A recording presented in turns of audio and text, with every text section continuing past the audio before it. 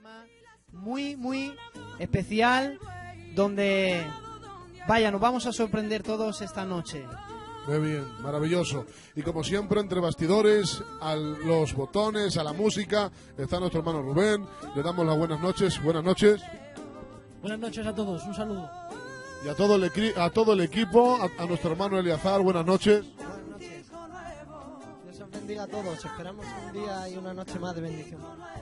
Y muy bien, hoy queremos decirte desde aquí. Hoy voy a comenzar con una palabra que me viene a la mente, Eugenio. Los ojos no sirven de nada a un cerebro ciego. Puedes estar viendo mucho, pero si no tienes capacidad y no tienes la forma como ver las cosas realmente como son, estás totalmente perdido. El programa de hoy trata precisamente relacionado con esto, de que hoy vas a empezar a ver cosas que antes no veías. Con Casín que comenzamos este programa en el nombre del Señor. Y continúa el gozo en tu corazón. Y mejores las legumbres si las comes con amor, que el buey engordado donde hay odio y rencor. Oh, oh, adoremos al Rey. Oh, oh, adorémosle hoy. Oh, adoremos al Rey. Levantemos un cántico nuevo. Levantemos un cántico nuevo.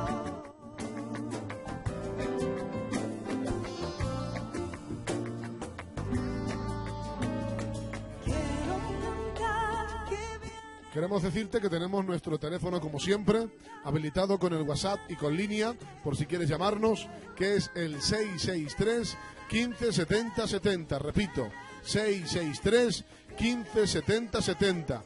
Y también está activo nuestro perfil de Facebook, Iglesia Filadelfia del Centro, donde va a estar operativo por si tenéis algo que objetar, porque va a ser un programa de muchas preguntas y respuestas. Viene mi Rey.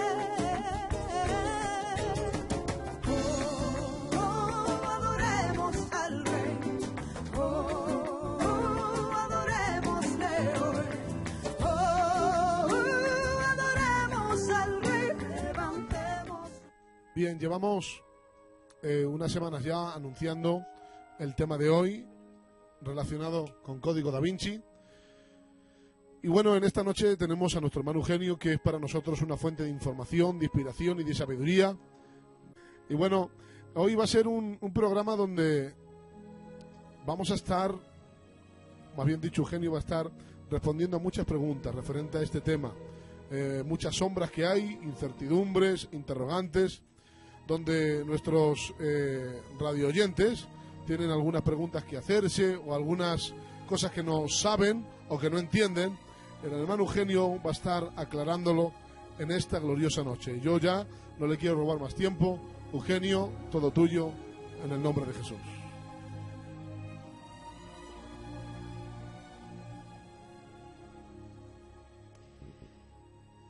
Bueno, es una noche especial. La verdad es que este tema lleva rondando en mi corazón varios años y el Señor nunca me había ofrecido la oportunidad de poder explicar este tema o aclarar este asunto como yo pensaba. Pero nunca es tarde si la dicha es buena, y agradezco a Dios principalmente y a esta gran casa, la Iglesia del Centro, y a esta emisora Voz de Príncipe de Paz, que hoy me permita aclarar este asunto. Bueno, antes de nada decirles, hay un texto en la palabra de Dios, primera de Pedro, capítulo 3 y el verso 15, dice: sino santificad a Dios el Señor en vuestros corazones y estar siempre preparados para presentar defensa. El principal motivo de este programa tan especial como es el Código Da Vinci, el veneno disfrazado, principalmente es para presentar defensa. Tenemos un mundo lleno de preguntas, de interrogantes, Y la Iglesia, como columna y baluarte de la verdad, tiene que estar siempre preparada para presentar defensa. Hay una pregunta que a lo largo de la historia han tratado de seguir respondiéndola sin aceptar que esa pregunta ya había sido contestada. Es la pregunta que Jesús lanzó. En Mateo capítulo 16, Jesús lanzó una pregunta que sigue viajando por el espacio y tiempo, y es: ¿quién dicen los hombres que es el Hijo del Hombre? A lo largo de la historia siguen tratando de responder a esta pregunta sin aceptar que esta pregunta ya ha sido contestada. En Mateo capítulo 16, verso 16, leemos la palabra de Dios. Respondió Simón Pedro, dijo: tú eres el Cristo, el Hijo del Dios viviente. Y ese hombre llamado Pedro pudo responder a esa pregunta porque recibió una revelación. Entonces le respondió Jesús: bienaventurado eres, Simón, hijo de Jonás, porque no te lo reveló carne ni sangre, sino mi Padre que está en los cielos. A pesar de que esta pregunta ya ha sido contestada, que Jesucristo es el Hijo del Dios viviente, hay gente que a causa de la dureza de su corazón no quieren aceptar esta respuesta como la única verdad y todavía siguen tratando de responder a esa pregunta. Pero siguen tratando de responder ocultando verdades, inventándose mitos y leyendas, torciendo la misma historia, especulando sobre ella y mezclando no verdad con ficción, sino más bien mentira y ficción. En esta noche demostraremos que el Código Da Vinci es la mayor mentira creada para golpear el cristianismo y la Biblia. Hoy vamos a usar los datos en los que este escritor y todos aquellos que han fomentado esta teoría, vamos a utilizar sus mismas información, estaremos dando datos arqueológicos, geográficos, también científicos, y vamos a hablar usando únicamente las pruebas en las que ellos se basan para demostrar que el Código Da Vinci es una gran mentira. El motivo de escoger este tema es porque el Código Da Vinci, aquella novela escrita por el escritor Dan Brown, esta novela está entre los 20 libros más vendidos en la historia de la literatura. De hecho, está entre los 20 primeros y específicamente él está en el número 11. Está en el número 11 con más de 60 millones y medio de ejemplares vendidos en todo el mundo, recaudando así más de 81 millones de euros. Bueno, en este caso más de 81 millones de dólares, calcularon. Más de 60 millones de personas han leído la novela El Código Da Vinci. Si se hubiese quedado ahí, pero sigue aún más la cosa porque esta novela, como todos saben o muchos sabrán, fue llevado al cine. Hay una película protagonizada por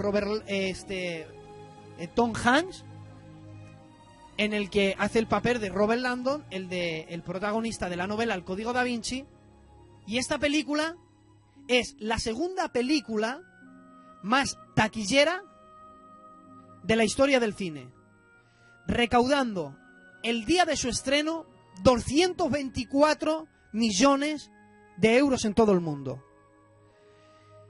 Más de 60 millones de lectores, millones de personas que han visto esta película. Pregunto, queridos oyentes de Voz de Príncipe de Paz, ¿cuánta gente, cuántos millones de personas no han sido influenciados por esta enseñanza. Más aún, ¿cuántos han sido engañados por esta teoría y esta enseñanza? ¿Por qué no podemos nosotros, la Iglesia de Cristo, que somos quien tenemos la única verdad sobre la tierra, la Biblia, por qué no nos levantamos y presentamos defensa y decimos que tal corriente de pensamiento es una mentira nacida del mismo infierno y que vamos a demostrar hoy aquí, desde la Iglesia del Centro, en voz de Príncipe de Paz, que la única verdad la tiene la Biblia?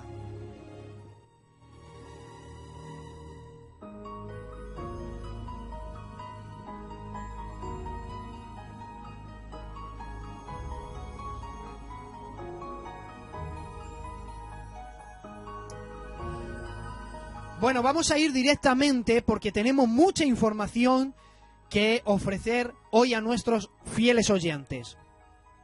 Lo primero es, la primera pregunta que surge en este tema es ¿cuándo y quiénes fueron los iniciadores de esta corriente de pensamientos? Muchos creen que esta teoría, que ahora estaremos hablando de qué corriente de pensamiento es la que fomenta este libro, el Código Da Vinci, o esta novela, creen que la inició Dan Brown, el escritor, y que a raíz de esta novela fue donde se extendió esta teoría y esta creencia. Pero no es así la cosa, porque Dan Brown había consultado libros editados anteriormente. Muchos, bueno, como los datos que hemos estado dando, cualquiera conoce el Código Da Vinci, pero ¿y si yo preguntara quién conoce o quién ha leído El Enigma Sagrado? Querido oyente, piense por un momento. El Enigma Sagrado es un libro que no está tan leído, sin embargo, en ese libro es en el que se basó Dan Brown para publicar su novela El Código Da Vinci. Este libro fue publicado en el año 1982 y fue escrito por 3 personas. Los nombres: Henry Lincoln, Michael Brin y Richard Lynn publicaron El Enigma Sagrado en el año 1982. En el Enigma Sagrado afirman varias cosas. La primera que afirma, que es la que principalmente defiende el Código Da Vinci, es que Jesús se casó con María Magdalena. El Enigma Sagrado también podemos ver que Jesús no resucitó, cuentan, sino que fue robado su cuerpo por la noche. Encontramos que después de la muerte de Jesús, cuenta que María tuvo que huir a Francia, ayudada por José de Arimatea, y dicen que iba ya embarazada. Llegando a Francia, producto de esta relación, da a luz a una hija. La ponen por nombre Sara, porque Sara significa princesa, y a causa de esta niña, que después tomaría compromiso con familias de una posición elevada en Francia, nació una dinastía que llamaron la dinastía merovingia, es decir, los reyes merovingios, que eran los herederos al trono de Francia. Esto es lo que el libro enseña, y en todo este tema aparecen unos personajes o una sociedad secreta que ayuda a que los descendientes de esta relación no les hagan daño. Es una sociedad secreta llamada el Priorato de Sion, que defienden de que siempre tienen que estar reinando desde el trono de Francia. Y eso es lo que nos habla el Enigma Sagrado. Dan Brown, influenciado por este libro, creó su famosa novela, El Código Da Vinci. Pero hoy vamos a demostrar de que si Dan Brown se inspiró en el Enigma Sagrado. Los escritores de este libro, ¿en qué se inspiraron para escribir este libro? Y es donde vamos a ir y vamos a demostrar desde los datos en los que ellos han utilizado que realmente están equivocados. Vamos a usar sus propias fuentes de información y vamos a dar pruebas de que están equivocados. Aquellos 3 hombres que escribieron el Enigma Sagrado, que fue la inspiración para que luego se escribiera el Código Da Vinci, se basaron en un pergamino de los muchos que se encontraron. En el año 1945, cerca de la ribera del Nilo, encontraron 2 campesinos, encontraron más de 1100 páginas de antiguos manuscritos.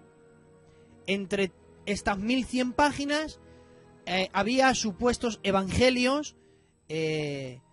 Uno de ellos, por ejemplo, lo llamaban el Evangelio de María Magdalena, el Evangelio de Tomás, y había uno de ellos, que es en el que principalmente se basaron estos 3 escritores. Es un evangelio llamado el Evangelio de Felipe. En este evangelio, llamado el Evangelio de Felipe, encontramos muchas teorías. 2 de ellas que son las más resaltantes y las que entresacaron para dar a luz esta creencia. Según el Evangelio de Felipe, dice que Jesús llamaba a María Magdalena su compañera. Y también dice que Jesús se acostumbraba a besarla. De ahí, de estas 2 frases, crearon toda esta mentira. Si Jesús llamaba compañera a María Magdalena, entonces, decían ellos, entonces era su esposa, porque la palabra compañera se traduce como esposa. Bueno, aquí vamos a empezar ya a aclarar asuntos muy importantes. Estos 3 escritores, en el cual se basaron principalmente en estas 2 claves de este evangelio, una de ellas era que dice, si la llamó compañera, se traduce como esposa, porque en el griego la palabra compañera, una de las interpretaciones era esposa. Pero hay un dato muy importante, queridos oyentes. Es que cuando encontraron los papiros cerca de la ribera del río Nilo, los papiros no estaban escritos en griego. Esto es un dato arqueológico, el cual es demostrable. Los papiros, las 1100 páginas, estaban escritas en lengua copta. No estaban escritas en lengua griega. Por lo tanto, no pueden interpretar una palabra en lengua copta dándole una interpretación que tiene desde el origen de una lengua griega. Por lo tanto, no es demostrable que la palabra compañera se pueda traducir como esposa, porque no pueden tomar de la lengua copta y hacer una interpretación desde la lengua griega. Siendo así, que desde aquí decimos que no es cierto, pero siendo así, ya ahí mismo hay una contradicción. No pueden demostrar que la palabra compañera signifique esposa, porque está escrito en lengua copta. Lo segundo es que dice que Jesús se acostumbraba a besarla. Bueno, si leen el pergamino, y esto lo pueden ver, estamos dando datos que son demostrables, que en internet mismamente se puede ver. En el Evangelio de Felipe dice, Jesús amaba a María Magdalena y acostumbraba a besarla y hay un hueco en el papiro, literal, hay un hueco. No existe ninguna palabra, hay un hueco. Ese hueco fue rellenado con una palabra inventada, boca. De ahí empezaron a crear toda esta mentira. Pero realmente no hay ninguna prueba de que aquel hueco que hay en ese papiro pueda ser rellenado con la palabra boca, porque no hay fundamento ni histórico, ni arqueológico, ni literario donde pueda demostrar que ese vacío lo puedan llenar con esa palabra. Otro dato interesante es que estos escritores tomaron como cierto unos escritos que, aunque fueron hallados en 1945, miren, el 13 de abril de este año, 2014, el canal Historia, donde trabajan con muchos científicos y indagan todo a la profundidad para llegar a la veracidad de las cosas, hicieron en este evangelio, en el evangelio de Felipe, hicieron un experimento científico y demostraron que estos papiros datan del año 250 después de Jesucristo. O sea, toman como cierto unos escritos que estaban escritos 250 años después de Jesucristo. Digo yo, si toman como cierto un escrito de 250 años después de Jesucristo, ¿por qué no se toma como cierto los 4 evangelios canónicos? ¿Por qué no se toma como cierto Mateo, Marcos, Lucas y Juan, que son anteriores a este supuesto evangelio? Digo yo, si es cierto un evangelio de 250 años después de Jesucristo, los anteriores tienen que ser más fidelignos. ¿Por qué no se aceptan? ¿O por qué no aceptaron estos hombres como tal? Y digo yo, si aceptando este supuesto evangelio e interpretando la palabra compañera como esposa, sería absurdo, porque en la Biblia, por ejemplo, hay un texto en 2 de Corintios, capítulo 8 y verso 23, donde el apóstol Pablo llama a Tito su compañero. Si lo interpretamos así, entonces tendríamos que decir que Pablo y Tito eran marido y marido. Pero la Biblia no enseña tal cosa y la historia no enseña tal cosa. Por lo tanto, no hay en el Evangelio de Felipe no hay ningún fundamento sólido, ni literario, ni arqueológico, ni científico, donde se pueda demostrar que la información que sacaron de ese falso evangelio sea cierta. Así que comenzamos con esto. El fundamento de su teoría no tiene fundamento.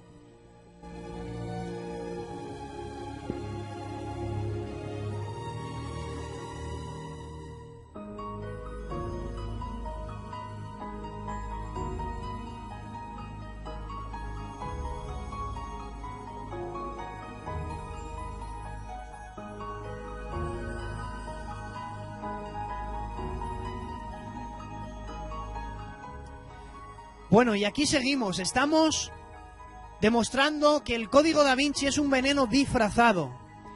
Y como ustedes se están dando cuenta, únicamente estamos usando las mismas fuentes de información que usaron tales creadores de corrientes de esta corriente de pensamientos. Hemos demostrado, en número 1, que el Evangelio de Felipe no tiene ningún fundamento bajo en ninguna circunstancia. Lo segundo, que es un grave error, fue unir la dinastía merovingia con estos supuestos descendientes. Esto históricamente es absurdo, no tiene ningún fundamento. Veamos quiénes eran los merovingios. La dinastía merovingia era una familia de una estirpe que gobernó Francia, también Bélgica, Alemania, incluso parte de Suiza, en el siglo V, entre los siglos del 5 al 8. Eran descendientes de un tal Meroveo, jefe militar y fundador de la dinastía. Escuchen,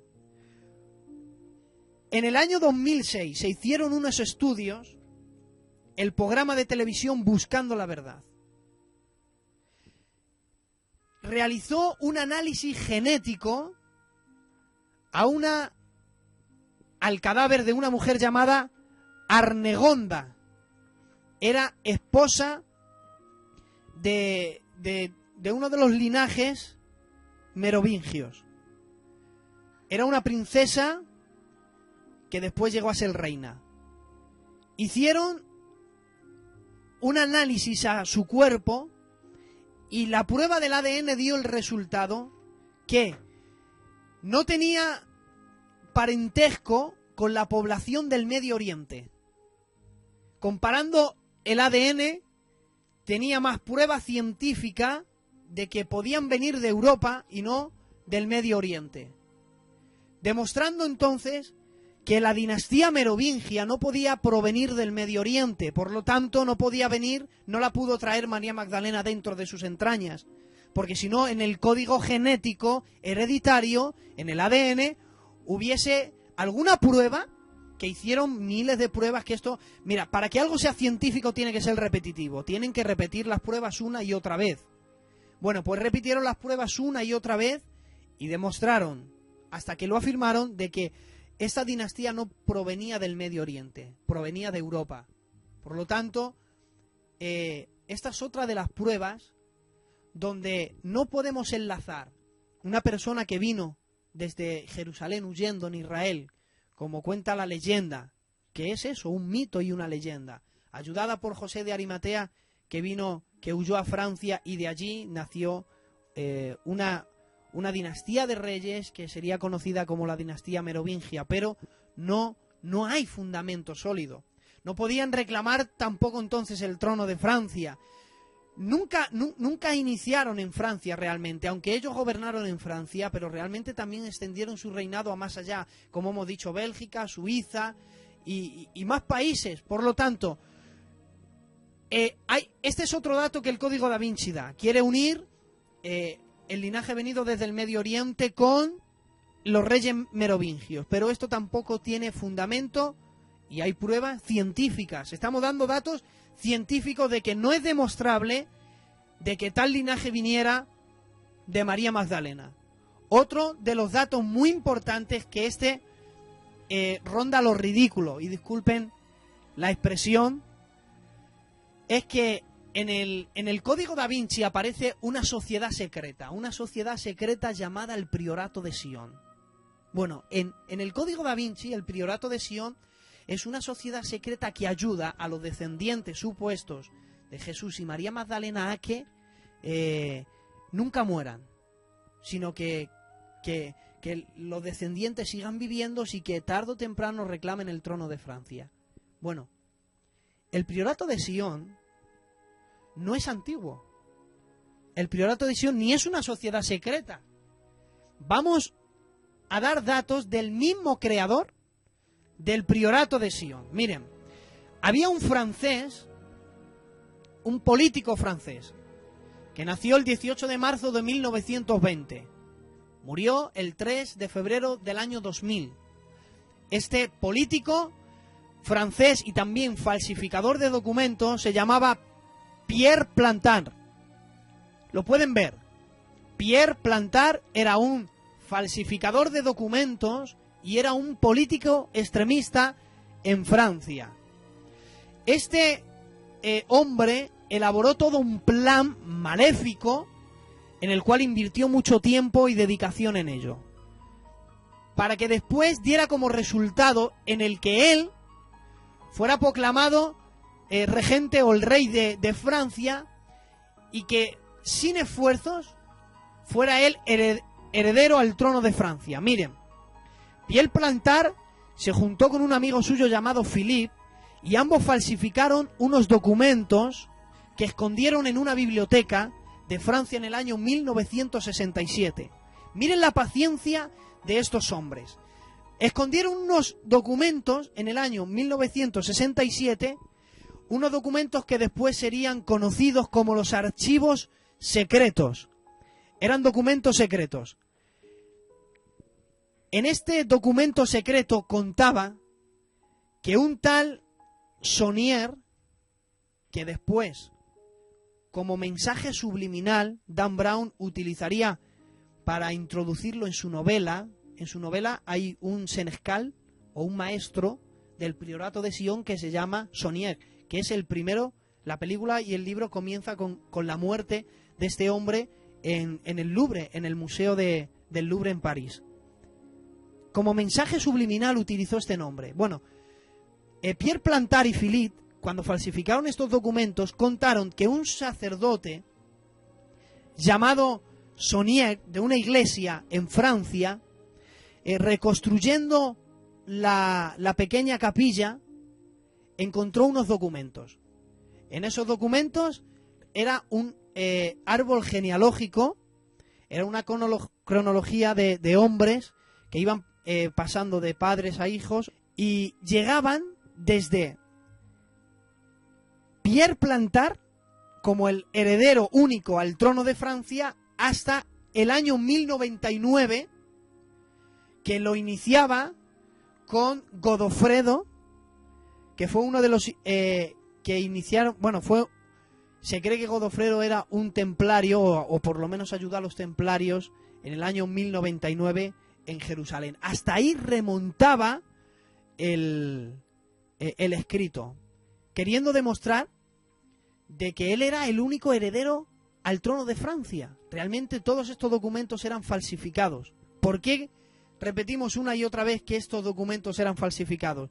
Porque en septiembre del año 1993, Pierre Plantard reconoció, confesó ante un tribunal de Francia de que habían falsificado unos documentos con su amigo Philippe, que los habían escondido ese año, por eso sabemos toda la historia, y que la única intención era ser el único heredero al trono de Francia. Murió Philippe y Pierre Plantard en el anonimato, demostrando que el priorato de Sion nunca existió. Si el priorato de Sion nunca existió, toda su creencia anterior se derriba. Veamos, recapitulemos. En el Evangelio de Felipe no hay fundamentos sólidos que demuestren las interpretaciones que hacen. Datos científicos demuestran que el linaje no podía venir de Europa, sino del Medio Oriente. O al contrario, no venía del Medio Oriente, sino de Europa. Ahora hemos demostrado con el propio creador de esta sociedad secreta que realmente no existió, que fue inventado todo, elaboraron un plan para subir al trono de Francia. No lográndolo, murió en el anonimato. Otro de los grandes errores que cuenta el Código da Vinci es que dice que Constantino fue el que financió una Biblia, que fue el organizador de los 4 evangelios, cuando eso es un dato sumamente absurdo, porque los 4 evangélicos fueron Marcos, Mateo, Lucas y Juan, fueron reconocidos como inspirados por Dios 150 años antes de Constantino. O sea, es decir, que cuando se celebró aquel concilio, el concilio de Nicea en el año 325, ya estaba solucionado. Dicen que allí, entre las muchas cosas que discutían la divinidad de Jesús. Y eso no fue así, porque hay datos históricos donde demuestran que no defendieron, no pusieron en duda la divinidad de Jesús, sino simplemente afirmaron o reafirmaron lo que ya estaba dicho. Por lo tanto, es absurdo que este escritor, Dan Brown, diga que Constantino fue el que financió la Biblia, el que él eligió los evangelios, el que echó por tierra los otros papiros que fueron encontrados en el año 1945. Dígame cómo llegaron a manos de Constantino. Pero bueno, son teorías absurdas que no tienen fundamento, y estamos demostrando con su propia fuente de información que realmente están equivocados. Otra de los datos en el que se basa la novela, toda la novela se centra en una obra, en una pintura famosa, la gran obra pintada por Leonardo da Vinci, La Última Cena. Realmente la novela se centra en que, a raíz de lo que ese hombre pintó o plasmó en esa obra, de ahí se interpreta todo. Pero piensen por unos momentos, queridos oyentes, ¿estaba Leonardo da Vinci presente cuando Jesús celebró la Última Cena? No estaba presente. No podía él saber absolutamente nada. Uno de los datos que da es que supuestamente que puede incluso que Leonardo da Vinci creyera que María Magdalena estaba en el cuadro, o la pintó así porque creía que estaba en la cena. Pero él lo puede creer, pero eso no nos da la garantía de que fuera así realmente. Porque la única fuente de información donde podemos demostrar quiénes estaban en la última cena es la Biblia.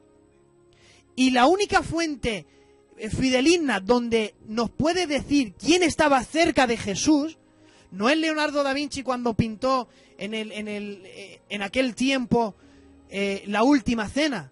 La Biblia nos responde en Juan capítulo 13, verso 23, y uno de sus discípulos, al cual Jesús amaba, estaba recostado a su lado. Y ese al cual Jesús amaba era Juan. Entonces, ahí sigue el pasaje donde dice, y Pedro le hizo una señal a Juan, que estaba sentado, estaba recostado al lado de Jesús, y dice, tan cerca que escuchaba sus latidos, y le dijo, pregúntale. Porque cuando Leonardo da Vinci pintó esta famosa obra, quiso reflejar el alboroto que pudo haber en aquella cena, cuando dijo, uno de vosotros me va a entregar. Todo el mundo empezó, seré yo, Señor, seré yo, Señor, seré yo. Entonces Pedro le dice, y le miró a Juan y le dijo, pregúntale tú, que estaba a su lado. Era el discípulo al que Jesús amaba, le llamaba. Luego vemos que le llamó el discípulo del amor. Fue el discípulo que más duró de todos. Fue el último en morir. Y la única fuente de información en la que Leonardo da Vinci pudo utilizar para pintar su obra es la Biblia. Y en la Biblia no dice que María Magdalena estuviera a su lado, pero sí dice que su discípulo Juan, aquel a quien Jesús amaba, sí estaba a su lado. Por lo tanto, tomar una obra para crear toda una doctrina, una corriente de pensamiento, y dejarte engañar por ella no tiene sentido, es absurdo. Sin embargo, Leonardo da Vinci fomentó y siguió extendiendo esta creencia. Después, de ahí nació otro gran interrogante. Y es que en el libro hay una conversación muy golosa, porque eso es lo que hace el diablo. El diablo te lanza bombones rellenos con un envoltorio muy bonito, pero luego por dentro están corrompidos de veneno. Hay una conversación muy bonita y le dice, bueno, date la vuelta, le dice a Sofía, le dice cuántos discípulos hay, le empieza a contestar y le dice ¿qué están bebiendo? Vino. ¿Qué usan? Bueno, el Santo Grial, una copa. Y dice, date la vuelta, ¿cuántas copas ves en el cuadro? Realmente, mira, lo estamos viendo Rubén y yo y todos los presentes aquí, y es cierto que no hay ningún vaso en la mesa, ningún cáliz, ninguna copa. Entonces le dice, bueno, ¿te das cuenta? No hay ningún cáliz, por lo tanto el Santo Grial no es una copa. Pero, ¿cuándo nació la leyenda del Santo Grial? ¿Cuándo nació la leyenda de una copa muy especial donde se recogió la sangre de Jesús? Bueno, la leyenda del Santo Grial nació en el año 1181. En el año 1181 fue la primera mención escritural en el que se creó como que en la última cena había un cáliz que no solamente fue usado para beber Jesús y sus discípulos, sino que luego en él recogieron sangre del costado de Jesús, y en el que todavía incluso reside. Pero por primera vez se mencionó la leyenda del Santo Grial en el año 1181. Leonardo da Vinci utilizó todas estas creencias y las unificó para pintar su obra. Luego entonces no hay ningún fundamento de que todo lo que escribió y dejó plasmado o quiso transmitir en mensajes subliminales con su obra sea cierta. Otro de los grandes errores que vemos en el Código Da Vinci es una capilla que aparece. Al final del libro aparece la capilla de Rosslyn. Esa es una de las capillas más famosas en el mundo.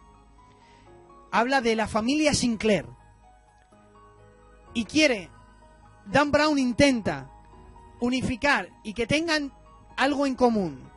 Los templarios, los cátaros, el priorato de Sion y la familia Sinclair, todos eran lo mismo, pero llamados de diferente en diferentes épocas. Decían que los templarios, los cátaros, el priorato de Sion y la familia Sinclair, que todas eran lo mismo, pero no tiene ningún fundamento, porque anteriormente hemos demostrado que el priorato de Sion no existió, por lo tanto ahí ya hay un vacío. No hay ningún dato histórico ni arqueológico donde demuestre que los cátaros y los templarios tuvieron algo que ver. No hay ningún dato en el que los ligue. Por lo tanto, toda creencia de que el priorato de Sion, los templarios, los cátaros y la familia Sinclair tuvieron algo que ver, porque no hay ningún fundamento sólido histórico donde lo pueda demostrar. Uno de los datos donde rompe toda su teoría es que hemos demostrado que el propio creador de la sociedad secreta, el priorato de Sion, reconoció que no existió. Por lo tanto, no hay ninguna conexión posible entre ninguno de ellos. De hecho, hablan sobre esta familia, la familia Sinclair, los tratan de guardianes secretos. Bueno, realmente la capilla de Roslin fue creada o diseñada principalmente por Guillermo Sinclair. Bueno, Guillermo Sinclair ni era Illuminati, ni era del priorato de Sion. Hay más pruebas donde demuestran que Guillermo Sinclair o la familia Sinclair eran masones que todas otras teorías. Sí es cierto que la familia Sinclair en su arquitectura quiso demostrar que eran masones, pero no eran del priorato de Sion, porque era una sociedad que nunca había existido. De hecho, en la capilla de Roslin es cierto que hay mucha masonería reflejada. Una de las pruebas es que los ángeles que hay pintados están casi todos encorvados. Eso es un símbolo masón muy famoso entre la masonería. Y otro de ellos, por ejemplo, es el centro de toda de la capilla, que es el pilar del aprendiz. Es un pilar muy bonito que está en el centro de la capilla, y es una... Bueno, la creación del pilar del aprendiz es una historia muy bonita, porque el arquitecto, el que llevaba toda la arquitectura y el diseño de la capilla de Roslin, tuvo que viajar a Grecia para unos documentos, y cuando regresó quedó completamente anonadado, porque había una columna donde era perfecta. Quedó tan impresionado y se llenó de tanta ira que él gritó y empezó a decir: ¿quién ha hecho esta columna? Y le respondieron: la ha hecho tu aprendiz. Lleno de ira, le golpeó hasta matarle. De ahí es que se llama la columna del aprendiz. Por eso se llama la columna del aprendiz. Pero no hay ninguna prueba donde digan que son de que esta familia, la familia Sinclair, tuvo algo que ver con el priorato de Sion, con los templarios, con los cátaros. No hay ningún fundamento sólido. Llevamos 40 minutos. Hemos dado, o casi 50 diría yo, hemos dado datos únicamente en el que se basan ellos mismos. ¿Qué se basaron para crear el Código Da Vinci y extender toda esta falsa mentira? En el Evangelio de Felipe hemos demostrado que no hay fundamentos. En la dinastía merovingia hemos demostrado con datos científicos que no hay ninguna relación. En el priorato de Sion hemos demostrado que fue una invención de un falsificador para poder heredar el trono de Francia. ¿Qué más pruebas? La capilla de Roslin y la familia Sinclair hemos demostrado que no guardan ninguna relación, y que si algo era esa familia posiblemente fueran masones, pero más allá no eran nada. Por lo tanto, no hay ninguna prueba, querido oyente, científica, histórica, arqueológica y literaria en el que demuestre que el Código Da Vinci es cierto. Por lo tanto, Jesús nunca se casó con María Magdalena. Jesús nunca tuvo una hija en el que se llamó Sara. Y atención, aquí quería llegar. Hay muchos actualmente en nuestro 2014, y la gran mayoría es de etnia gitana. Todavía hay muchos de etnia gitana que no están convertidos. La mayoría estamos convertidos al Evangelio, pero hay muchos que todavía siguen en el catolicismo. La gran mayoría, sobre todo en Francia, casi todos los gitanos franceses son... Hay una gran mayoría, puede que otra minoría o mayoría no, pero hay una gran mayoría donde son católicos y adoran, atención, idolatran a una virgen. ¿Cómo se llama? Sara. ¿Por qué la adoran? Porque es de tez morena. Atención, todos aquellos que idolatren a Sara la princesa, realmente están aceptando que Jesús se casó con María Magdalena y tuvo una hija. Hasta el día de hoy esta influencia, esta mentira sigue corrompiendo a la gente. Pero una pregunta, para concluir todo nuestro mensaje. ¿El por qué ese odio hacia Jesús? ¿Por qué el mundo no odia a Mahoma? ¿Por qué el mundo no odia a Buda? ¿Por qué no se levantan contra otro? Vamos a llamarle, que no se le puede comparar, pero vamos a llamarlos apartando a Jesús. ¿Por qué a otro líder religioso? ¿Por qué no intentan criticar su vida de ellos? ¿Por qué no hablan de, por ejemplo, por qué no hablan de John Smith, el creador de los mormones? Donde él era un polígamo, tenía varias mujeres. Él hizo infeliz a su mujer, porque la obligó a que tenía que compartir su marido con 17 esposas. ¿Por qué no hablan de Mahoma? Que, perdónenme, era un pederasta. Se casó con una niña de 11 años. ¿Por qué eso no se dice? ¿Por qué no hablan de Buda? Donde él enseñó que si alguien quería vivir sano tenía que ser vegetariano. Vaya, pues el príncipe Buda murió gordito y encima por comer carne. Y murió diciendo, busquen la verdad, porque incluso el mismo Buda no reconocía con que sus enseñanzas eran la verdad. Pero pregunto, oyente, ¿por qué ese odio récimo hacia Jesús? ¿Por qué cuando los cantantes de rock, y hablamos de ese rock pesado, ¿por qué rompen la Biblia? ¿Por qué cortan la cabeza a una gallina, cogen su sangre y manchan la Biblia? ¿Por qué se odia la Biblia? ¿Por qué la gente habla mal de Jesús? ¿Por qué todo el mundo se centra en esa persona? ¿Será porque Jesús dividió la historia en dos? ¿Será porque Jesús ha cambiado y cambiará la vida de generaciones enteras? Nadie por creer en Buda ha cambiado. Nadie por creer en Mahatma Gandhi ha cambiado. Nadie por creer en John Smith ha cambiado. Pero yo he visto a gente que ha creído en Jesús y ha vivido en sus principios, que su vida ha cambiado para siempre.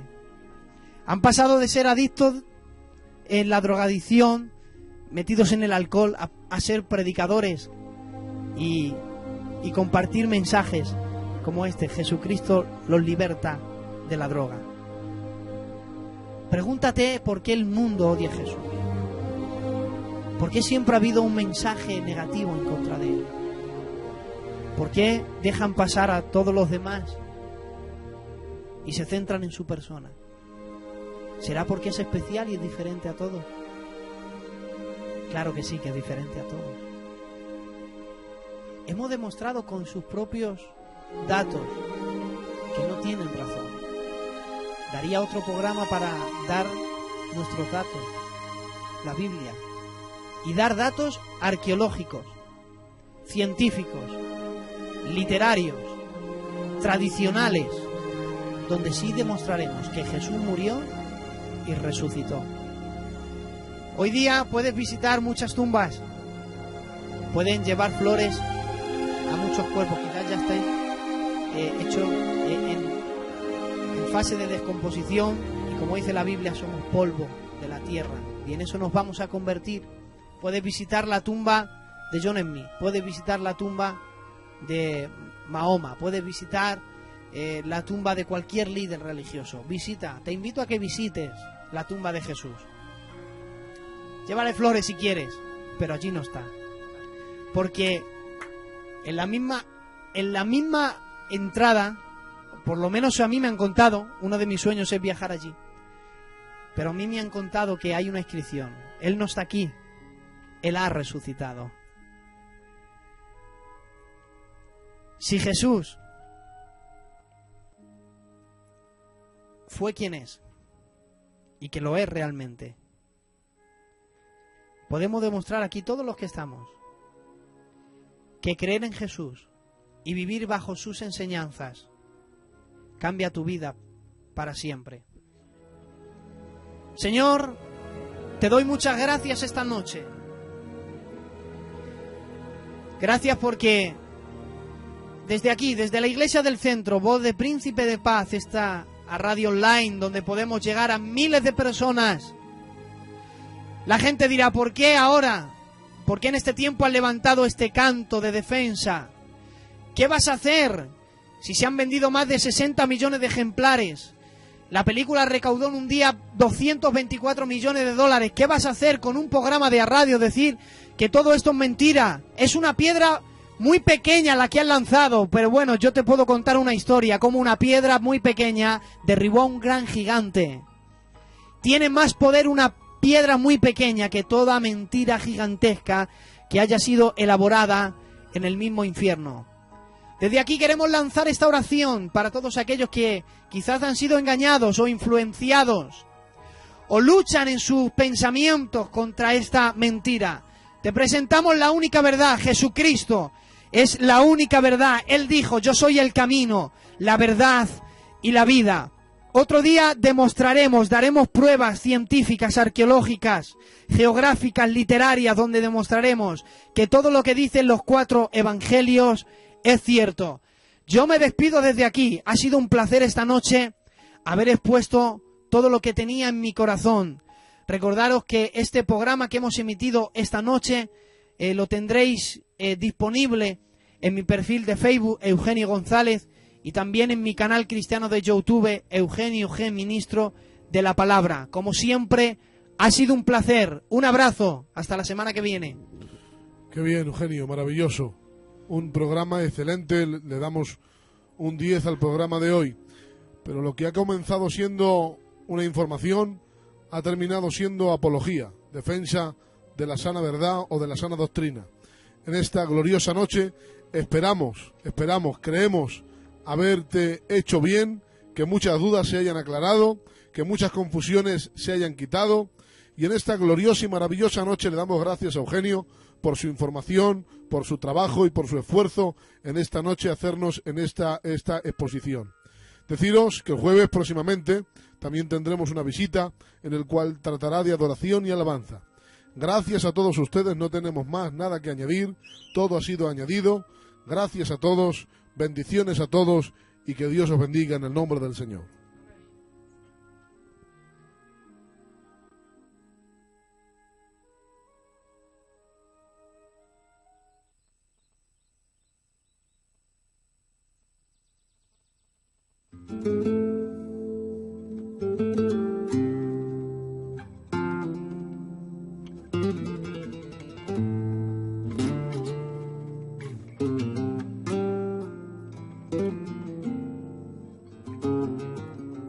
Porque esperas a que caigan las migajas de la mesa, porque esperas en el suelo mendigando que comer. Si tu asiento está vacío y tu nombre apuntado, invitado has sido al banquete del rey, invitado has sido al banquete del rey. Oh, oh, adoremos al rey, oh, oh, adorémosle hoy. Levantemos un cántico nuevo, levantemos un cántico nuevo.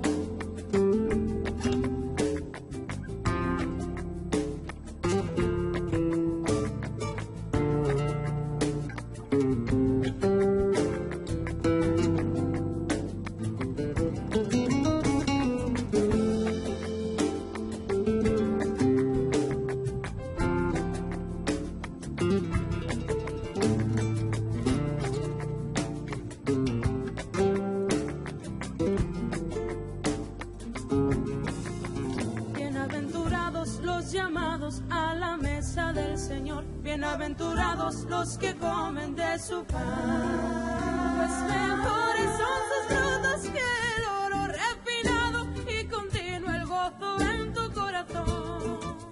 Y mejores las legumbres si las comes con amor, que el buey engordado donde hay odio y rencor.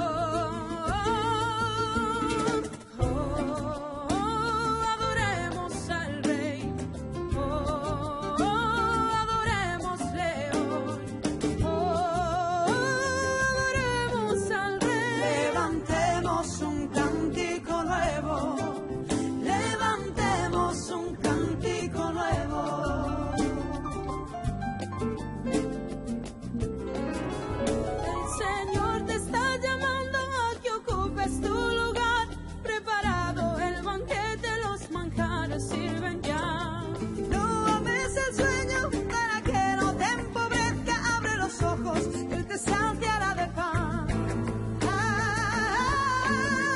Bienaventurados los llamados a la mesa del Señor. Bienaventurados los que comen de su pan, pues mejores son sus frutos que